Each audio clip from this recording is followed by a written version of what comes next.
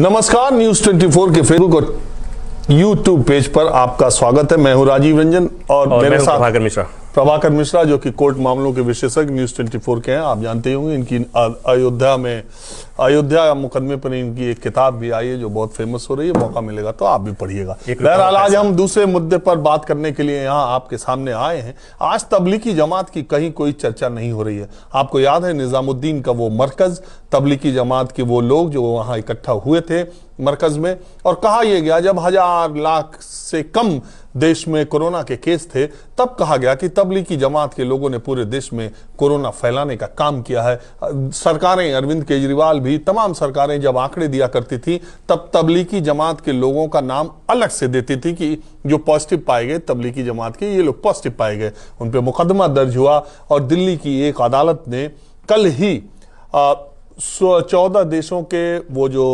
विदेशी तबलीगी जमात के लोग थे जो मरकज में आए थे उन लोगों को बाइज्जत बरी किया। उनको कोर्ट ने कहा कि कोरोना फैलाने का कोई आरोप इन पर सिद्ध नहीं होता है, और वहां निजामुद्दीन थाने के जो एसएचओ हैं उनको लताड़ लगाई। और लेकिन इस खबर की कहीं कोई चर्चा नहीं है। आपने किसी टीवी चैनल पर डिबेट भी नहीं सुनी होगी और हमने भी जितना देखा उसमें किसी चैनल पर दिखाई नहीं दिया।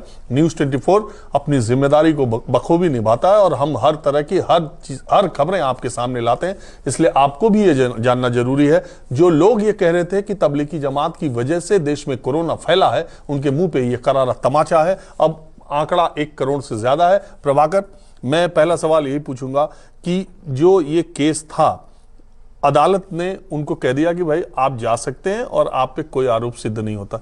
फिर जब ये आईओ की दलील जो वहां फटकार जो लगाई गई वो किस तरीके से, जरा सा केस के बारे में बताइए। राजीव जी, एक एक आदमी को याद है, और जो लोग बैठे हुए हैं स्टूडियो में डिस्कशन नहीं हो रहा था, प्रत्येक हाउस होल्ड में, घर घर में प्रत्येक सदस्य इस बात पर चर्चा कर रहा था कि देश में कोरोना की बीमारी फैली है, महामारी फैली है, तो उसके लिए एकमात्र एक संस्था जिम्मेवार है, वो तबलीगी जमात। वो निजामुद्दीन ऐसे लग रहा था कि चाइना से नहीं आया है, वो निजामुद्दीन के उस मरकज से आया है। और अफरा तफरी में आरोप तय किए गए, कोर्ट में चार्जशीट फाइल की गई, निचली अदालत में मामला गया। वो जाना चाहते थे विदेश, वो विदेश जाना चाहते थे और उन्हें नहीं जाने दिया गया।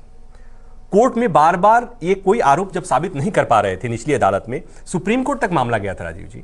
सुप्रीम कोर्ट में मामला गया, सुप्रीम कोर्ट ने कहा कि भाई इन्हें आप वापस जाने दीजिए।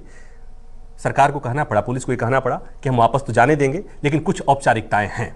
और अब जब निचली अदालत ने एकदम से फटकार लगाई, ये कहा कि भाई न कोई परेड हुआ, न कोई जांच हुई, आपने किस आधार पर इन्हें कह दिया कि 2500 में इतने विदेशी थे। पहली बात। दूसरी बात एक बड़ी रोचक है जो आपने चर्चा भी किया कि जब उस समय आंकड़े आ रहे थे, तो मैं केंद्रीय एजेंसी की बात नहीं कर रहा हूं, मैं दिल्ली पुलिस की बात नहीं कर रहा हूं। जब दिल्ली सरकार आंकड़े जारी कर रही थी तो उसमें से तबलीगी जमात में शामिल लोगों में से कितने लोग कोरोना पॉजिटिव पाए गए थे उनके लिए अलग से आंकड़े आ रहे थे। और वही नहीं हुआ, देश के अलग अलग कोने में टोपी पहनने वाले मुसलमानों को चिन्हित किया गया और इस तरह के वीडियोज वायरल किए जाते थे कि वो फल को में कुछ सलाइवा लगाते हैं, थूक लगाते हैं और पता नहीं किस किस तरह की बातें, और उन्हें इस घटना के नाम पर विलेन साबित करने की कोशिश की गई। और अब नियम तो ये कहता है कि जब कोर्ट ने क्लीन चिट ही नहीं दिया, जब ये कहा कि बेवजह का, फिजूल का ये पूरा प्रोपेगेंडा फैलाया गया था।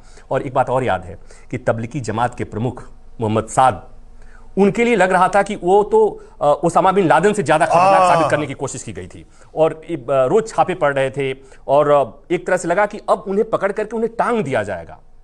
और मुझे अचरज होती है, देश में ज्यादातर लोगों को मरकज का मतलब नहीं मालूम कि मरकज का मुझसे कई लोगों ने कहा उनको मरकज करने की क्या जरूरत थी। हाँ। अरे मैंने कहा मरकज का मतलब जैसे तुम्हारे धर्मशाला है वैसे उनका मरकज है, वो मरकज में आके रुके हुए थे। दूसरी बात, मैं खुद वहां गया मरकज में, निजामुद्दीन के मरकज में एक बार मैं पहुंच गया था। वहां 4 पुलिस वालों ने मुझे ऐसे घेर लिया कि आप यहां तक कैसे आ गए, जैसे मालूम हो रहा था मैं किसी बॉर्डर तक पहुंच गया।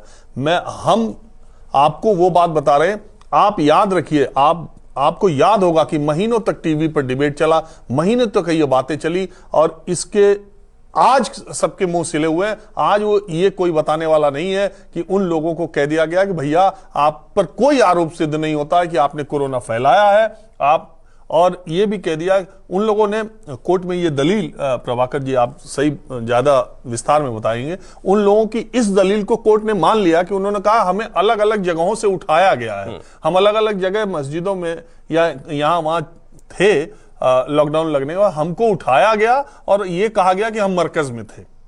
एक रोचक बात और बताओ, इलाहाबाद से जुड़े हुए हैं आप, इलाहाबाद विश्वविद्यालय से, इलाहाबाद विश्वविद्यालय के एक प्रोफेसर शाहिद, उनको इसी आधार पर यूनिवर्सिटी ने सो कॉज नोटिस दे दिया कि उनके यहां कोई मरकज के किसी सदस्य, कुछ सदस्यों को उन्होंने हेल्प किया था, उनको आश्रय दिया था। हाँ, राजनीति शास्त्र के प्रोफेसर। और ये इतनी शर्मनाक, एक तरह से कहें ये शर्मनाक स्थिति है। और हम ये कहेंगे कि इसके लिए मैंने जब कहा कि प्रत्येक हाउस होल्ड में इसकी चर्चा हो रही थी, तो उसके लिए जिम्मेवार कौन था? शाम के और दिन भर टेलीविजन चैनल में यही खबरें चल रही थी, दिन भर यही चल रही थी, और लोगों ने, घरों में बैठे हुए लोगों ने कर दिया कि भाई देश ने सत्यानाश हो गया, ये कोरोना की महामारी के लिए एकमात्र ये तबलीगी जमात के सदस्य जिम्मेवार हैं। और तबलीगी और मरकज के नाम पर देश में जितने मुसलमान हैं, वो चाहे बिहार के पूर्णिया की बात हो या भागलपुर की बात हो या इलाहाबाद की बात हो या कहीं की बात हो, सबको आतंकी खलनायक घोषित करने की कोशिश हुई।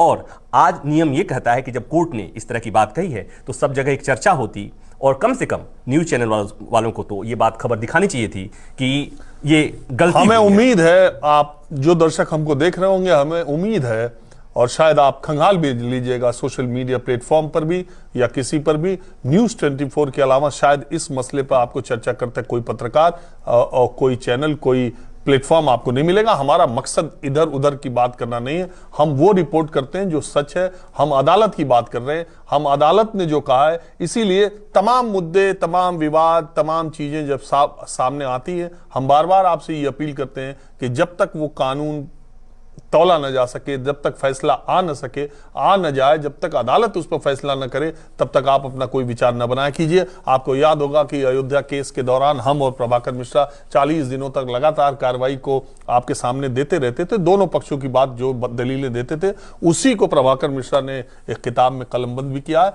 तो आज इस चर्चा में बस इतना ही, लेकिन इतना याद रखिए कि अगर आपने भी तबलीगी जमात और मरकज को लेकर के अपने मन में दुर्भावनाएं पाली थी, तो 2 मिनट आंख बंद करके आज थोड़ा विचार कीजिएगा किसी के बारे में अंतिम फैसला लेने से पहले। जल्दी थोड़ा हम लोगों को है, प्रभाकर को एक दूसरी डिबेट में स्टूडियो में जाना है। फिलहाल बस इतना ही। नमस्कार, मैं हूं मानक गुप्ता। अगर आपको हमारा ये वीडियो पसंद आया हो तो इसे लाइक और शेयर जरूर करें, और हाँ, हमें सब्सक्राइब और फॉलो करना ना भूलें ताकि आप देश और दुनिया की कोई खबर मिस ना करें। तो जुड़े रहिए हमारे साथ और देखते रहिए न्यूज़ 24।